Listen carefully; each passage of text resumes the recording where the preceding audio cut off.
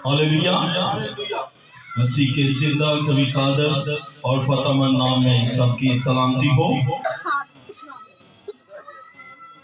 मसीह खुदावंद मेरे अज़ीज़ों, जैसा कि हम सब जानते हैं कि मसीह यीशु ने हमारी खातिर सलीबी मौत को बर्दाश्त किया और अब तक कि वो कब्र में मौजूद है।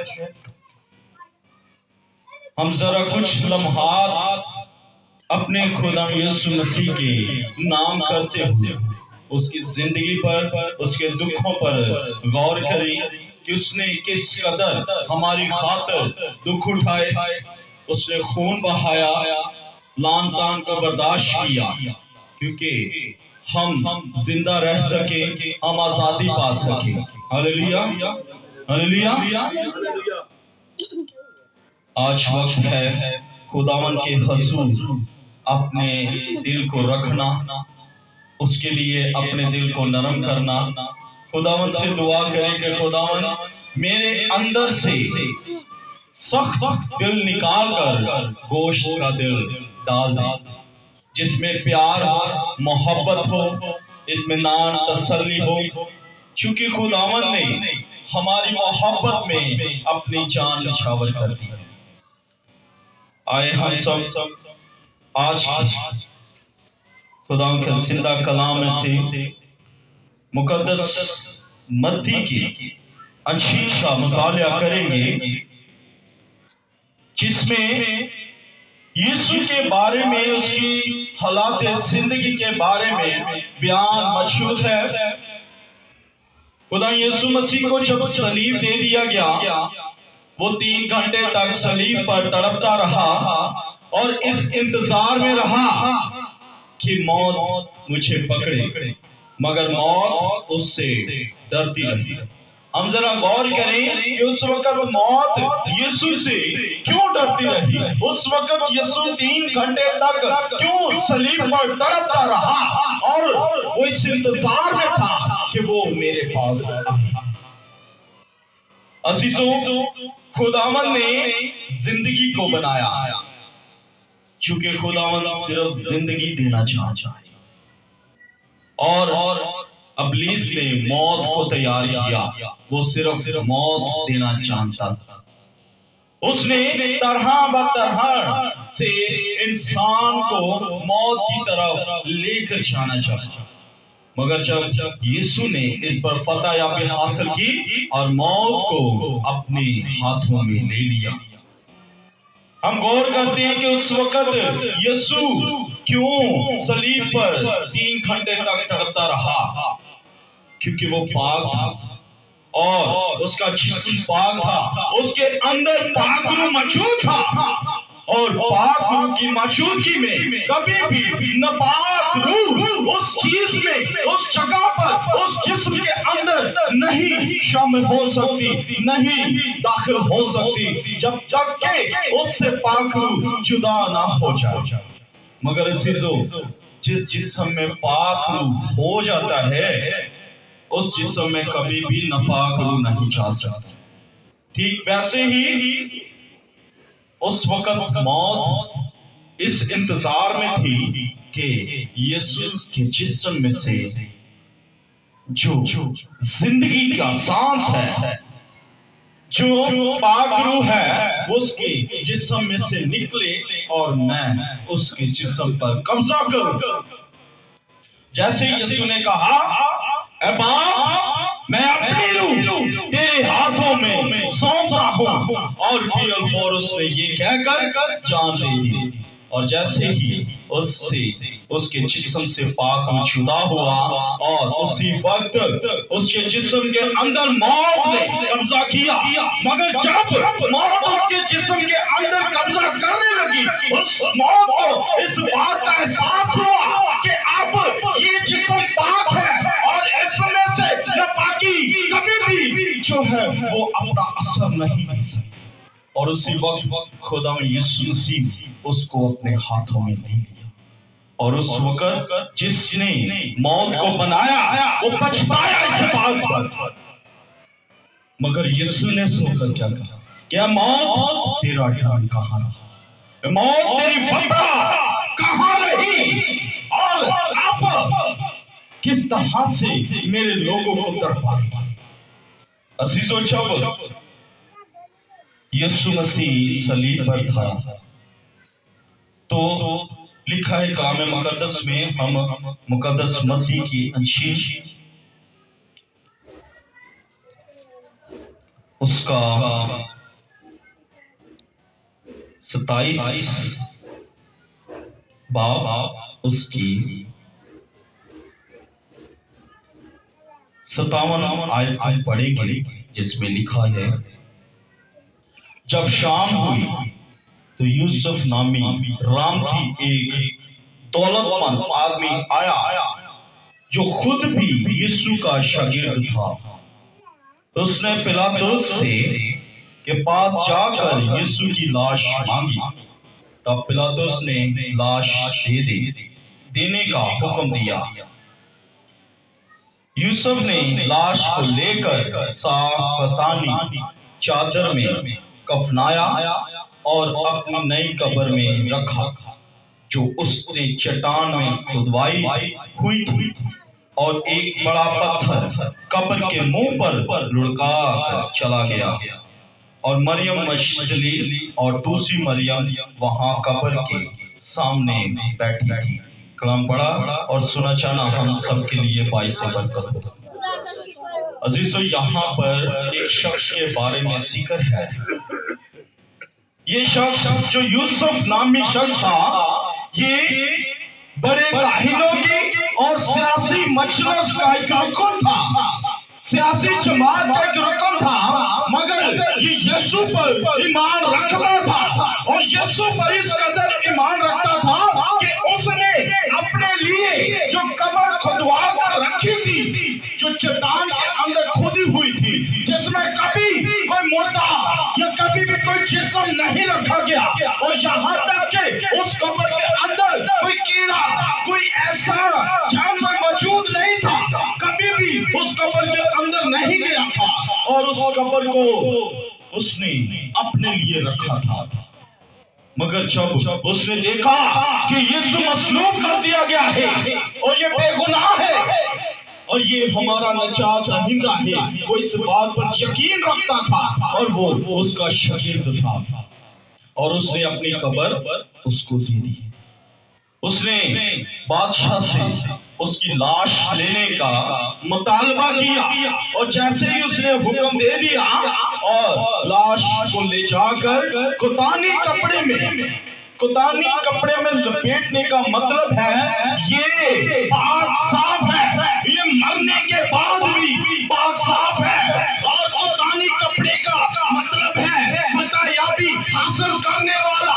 जो बादशाह जब जंग जीतता था, उसके कंधों पर कुतानी कपड़े की पोशाक रखी जाती थी, और उस वक्त उसने क्या किया, उसने यीशु के जिस्म के ऊपर कुतानी कपड़े का कफन डाल दिया, और वो इस ईमान से उसको उस कब्र में लेकर गया कि ये जी उठेगा, ये जिंदा खुदा है, ये आज भी कल भी और आखिर तक जिंदा है, क्योंकि उसने कलाम मुकद्दस में फरमाया है कि आसमान और जमीन झुक जाएंगे, फूल कोलाए जाएंगे, घास सूख जाएगी, मगर मेरे मुंह की बातें हरगिज नहीं टलेगी। और उसने इन बातों पर यकीन रखते हुए उसने उस कुतानी कपड़े में यीशु के जिस्म को लपेट दिया, और इस बात की निशानदही करवाई कि ये नजात दहिंदा है, ये बादशाहों का बादशाह है, ये आज कल और हमेशा तक जिंदा रहेगा, क्योंकि यही हमारा खुदावंद खुदा है। Hallelujah, hallelujah. अजीजों, उसकी सबसे बड़ी निशानी क्या थी?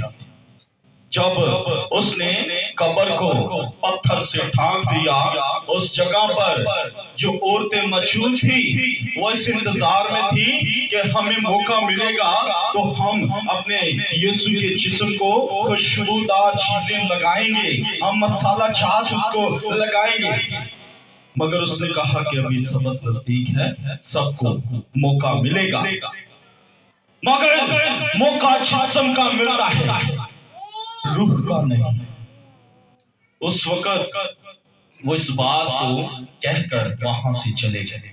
مگر جب ہم کلام مقدس میں دیکھتے ہیں کہ اس جگہ پر انہوں نے پہرا بٹھا دیا، کیونکہ ان کے دل میں یہ ڈر تھا، یہ خوف تھا کہیں ایسا نہ ہو کہ اس کے شاگرد آئیں اور اس کی لاش کو چرا کر لے جائیں اور وہ سب سے یہ بات بیان کریں کہ یسوع جی اٹھا ہے۔ وہ اس بات کو سمجھ چکے تھے، اس تمثیل کو سمجھ چکے تھے کہ اس نے کہا تھا کہ اس ہیکل کو گرا دو تو میں اس کو 3 دن میں کھڑا کر دوں گا۔ وہ اس بات کو سمجھ چکے تھے اور ان کے دل کے کسی کونے میں یہ بات موجود تھی کہ جس طرح سے اس نے دعوے کے ساتھ کہا تھا وہ کر دیا۔ اس لیے انہوں نے یسوع کی قبر پر کیا کیا؟ پہرا بٹھا دیا۔ مگر جب رات پہر تھا اور جب رات کی ہر طرف پر اندھیرے کا اختیار تھا، اس وقت تمام پہرے دار اپنے آپ کو کھڑے ہوئے اور کچھ بیٹھے ہوئے اسی انتظار میں تھا کہ کب سورج نکلے اور کب 4 دن پورے ہوں تو ہم بادشاہ سے کہیں کہ بادشاہ سلامت 3 دن کے بعد 4تھا دن آ گیا ہے اور یسوع نہیں جی۔ مگر کلام مقدس بیان کرتا ہے کہ اس نے ایک بھی رات گزرنے نہ دی، آسمان کھل گیا تھا اور لشکر کی صورت میں جب فرشتے اس پر نازل ہوئے اور لکھا ہے کہ آسمان سے بڑی بجلی کی مانند جب میکائیل اس جگہ پر اترا اور گرجیں ہوئی، زمین کانپ اٹھی، قبر آگے سے کھل گئی اور اس میں سے نور نکلنے لگا۔ اور جب میں نے دیکھا، اس سپاہی نے اس بات کی گواہی دی کہ میں نے اس کو دیکھا، اس کا چہرہ سونے کی طرح تھا، وہ بجلی کی گرج رکھتا تھا، اس کے ہاتھ میں جو تلوار تھی اس کے آگے ہم ٹک نہیں پائے، اس کے آگے ہم بول نہیں پائے اور ہمارے اوپر وہ سکتا تھا، ہمارے اوپر وہ بے جانی تھی کہ ہم اس کے آگے سر بھی نہیں اٹھا پائے۔ اور وہ قبر سے باہر آیا اور اس نے دیکھا کہ آج اب اور ہمیشہ تک زندہ خدا زندہ رہے گا۔ ہاللیلویا، ہاللیلویا۔ اور کلام مقدس بیان کرتا ہے کہ جیسے ہی ان سپاہیوں نے جا کر بادشاہ سے یہ واقعات بیان کیے کہ بادشاہ سلامت، آسمان کھولتے ہوئے ہم نے دیکھا ہے، ہم نے فرشتوں کے لشکر کو دیکھا ہے، طرح طرح کی صورتیں رکھتے روشنیاں بیان کرتے ہیں اور قدوس قدوس اور ہاللیلویا کے نعرے لگاتے ہوئے وہ اس جگہ پر اترے اور قبر خود بخود کھل گئی اور روشنی ہوئی، ہماری زندگیوں کو بدل گئی۔ ہم زندہ خدا پر یقین رکھتے ہیں، یہ وہی خدا ہے جو ہمیں زندہ کرے گا، یہ وہی خدا ہے جو اپنے ماننے والوں سے کہتا ہے کہ عبدالآباد تک جو مجھ میں قائم ہے وہ مر بھی جائے کبھی بھی وہ نہیں مریں گے، وہ روح میں ہم میرا استقبال کریں گے اور ہوا میں اڑ کر مجھے سلامتی کریں گے۔ ہاللیلویا، یہ ہے خداوند کا جلال اور جو آج کی رات جو ہم سبوں پر وہ ظاہر کرنے کو ہے، وہی خداوند زندہ خدا جو ہمیشہ تک زندہ ہے۔ عزیزو، اس بات کو اپنے ذہن میں بٹھا لیں، ذہن نشی کر لیں کہ اس نے کہا ابراہیم تھا، میں بیشتر اس سے پہلے سے ہوں۔ اس نے کہا کہ میں خداوند تیرے خدا کے ساتھ تھا۔ جب یوحنا اصطباغی اس نے اس کی گواہی دی اور اس نے کہا کہ میں ہوں اور وہ مجھ سے پہلے ہے، اور انہوں نے کہا کہ یہ کس طرح سے ہو سکتا ہے کہ وہ تجھ سے پہلے ہے؟ مگر وہ بھی اس بات کو بیان کرتے ہیں جب تک کہ ابراہیم تھا اور وہ ابراہیم سے بھی پہلے ہے۔ اور اس نے کہا کہ آؤ ہم اپنی شبیہ پر انسان کو بناتے ہیں۔ جب خدا نے انسان کو اپنی شبیہ پر بنایا اور اس نے یہ بات کیوں کہی اس وقت، اس نے پیدائش کی کتاب میں اس بات کو کیوں بیان کیا کہ آؤ ہم انسان کو اپنی شبیہ پر بنائیں۔ وہ کون تھا اس کے ساتھ؟ وہ خدا کا یہ جلال تھا جو ہمارے درمیان موجود ہے۔ اس نے کہا ابتدا میں کلام تھا، کلام خدا کے ساتھ تھا، اور یہ وہی کلمہ ہے جو متجسد ہو کر دنیا میں آیا اور ہمارے درمیان ٹھہر گیا۔ یہ وہی کلمہ ہے، یہ وہی کلام ہے جو خدا کے منہ سے نکلا اور ہمارے درمیان اترا، اور اس نے اس کی ماں سے کہا کہ تیری جان میں سے تلوار بچ جائے۔ عزیزو، جب ہم کلام کا مطالعہ کرتے ہیں تو اسی باب کے آخر میں لکھا ہے کہ جب یسوع جی اٹھا تھا، اور جب وہ جی اٹھا تھا، قبر اس کی خالی تھی، تو اگلے ہی دن جب شاگردوں کو اس بات کے بارے میں پتا چلا کہ یسوع کی قبر خالی تھی، تو وہ دوڑے ہوئے اس قبر کو دیکھنے کے لیے آئے۔ اور کلام مقدس میں لکھا ہے کہ جب وہ وہاں سے نکلے تو جو یسوع کے سر پر جو رومال باندھا ہوا تھا، وہ رومال بڑے ہی طریقے کے ساتھ تہہ کر کے رکھا ہوا۔ جب ہم اس وقت اسرائیلی، عبرانی اور اس وقت بادشاہوں کے وقت میں رومال کا تہہ کر دینے کا مطلب ہے کہ وہ دوبارہ لوٹ کر آئے گا۔ جب بادشاہ اپنی ٹیبل پر کھانا کھا رہا ہوتا تھا تو اس کے آگے جو کپڑا بچھایا جاتا تھا، اگر وہ اس کپڑے کو فولڈ کر دے تو جو اس کا ملازم تھا جو اس کو کھانا دیتا تھا نا، وہ اس بات کو سمجھ جاتا تھا کہ بادشاہ واپس آئے گا، وہ دوبارہ سے کھانا کھا سکتا ہے یا کسی کام سے گئے۔ اگر وہ اس کو رول کر کے چلا جاتا ہے تو اس کا مطلب ہے کہ وہ واپس لوٹ کر نہیں آئے گا۔ ٹھیک اسی طرح سے یسوع نے اپنے شاگردوں کو اس بات کی نشانی دی، نشان دیا۔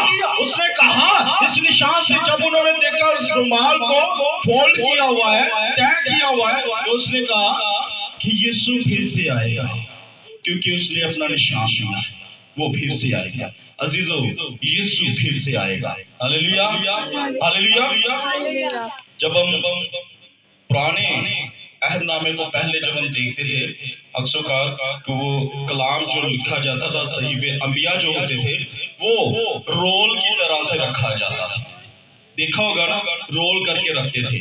تو اس کا مطلب کیا ہوتا تھا؟ جس نبی نے یہ لکھ دیا وہ نبی دوبارہ سے لوٹ کر نہیں آئے گا۔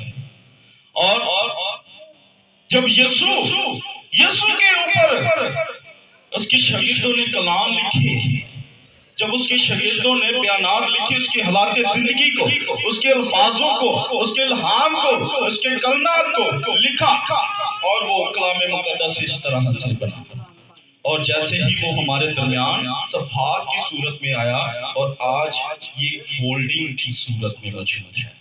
سب دیکھتے ہیں کہ یہ اس طرح سے فولڈ کر کے بند کیا جاتا ہے، جو اس بات کی نشانی ہے کہ یسوع آئے گا، وہ دوبارہ سے اس دنیا میں آئے گا اور دوبارہ سے فتح یابی حاصل کرے گا، چونکہ وہ فتح یاب خدا ہے۔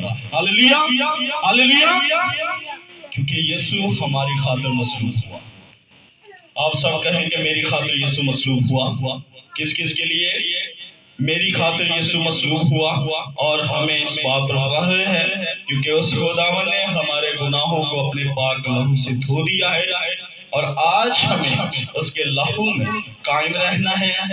ہمیں اس خداوند کے حضور میں اپنے آپ کو رکھنا ہے اور گناہ سے پرہیز کرنا ہے، چونکہ وہ کہتا ہے کہ جب تو گناہ کرتا ہے مجھے بار بار عذاب پہنچاتا ہے۔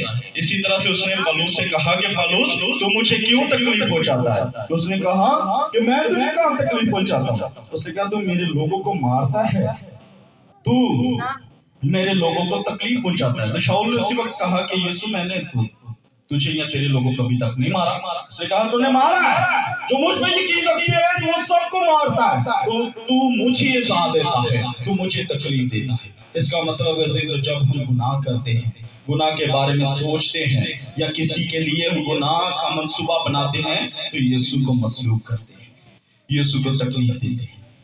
آج سے ابھی سے ہمیں دعا کرنی ہے کہ خداوند مجھے نئی زندگی دی، آج کی رات میری زندگی کو بحال کر، میرے اندر جو پتھر کا دل ہے گوشت کا دل ڈال دے اس کی جگہ، پیار و محبت کرنا سکھا۔ ہلیلویا ہلیلویا۔ خدا آج کے کلام کے وسیلہ سے ہم سب کو برکت دے۔